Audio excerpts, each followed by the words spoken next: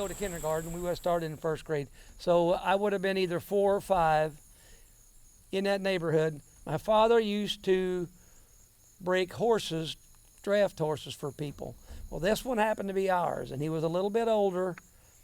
And back the house where I grew up had a wire yard fence all the way around it.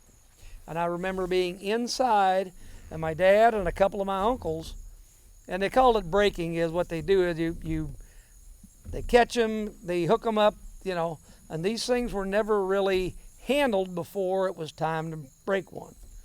They weren't wild, but this one here was about 4 years old, and he had a definite streak in him that he had gotten big enough and tough enough to where I don't want to do this.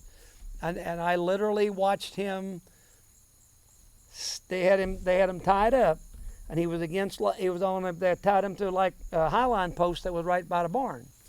And I watched him. I vividly remember this. I watched him stand straight up and paw at that highline post with his front feet.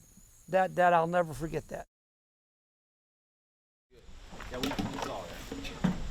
Hey, at least I was hitting the wood. Yeah. That's yours. That's from the dash. Sure. Thankfully you had that, because that's how I took everything apart. Oh, yeah. You got earplugs on the dash too, or somebody does. I threw them in there. You can leave them in there if you ever need them. Jackson, you got your water. It kind of scared me, but I'm on the inside of the fence, and he's 150 feet away or 100 feet away, so I wasn't really scared of that he's going to do something. It was just something so unusual that I had never heard before.